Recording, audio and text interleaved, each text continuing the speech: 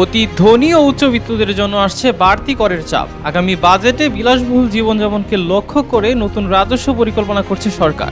জানা গেছে 2026-27 অর্থ বছরের বাজেটে সরাসরি সম্পদ কর আরোপ না করা হলেও বিলাসবহুল গাড়ি, আগ্নেয়াস্ত্র, স্বর্ণালংকার এবং হেলিকপ্টার ব্যবহারের উপর কর বাড়ানোর উদ্যোগ নেওয়া হয়েছে। নতুন প্রস্তাব অনুযায়ী উচ্চ সিসির বিলাসবহুল গাড়ির অগ্রিম আয়কর বাড়ানো হবে। অন্যদিকে অস্ত্রের লাইসেন্স বা নিবন্ধনের সময় বন্দুক, শটগান ও রাইফেলের জন্য 50,000 টাকা এবং পিস্তল বা রিভলভারের জন্য 1 লাখ টাকা অগ্রিম আয়কর দিতে হবে।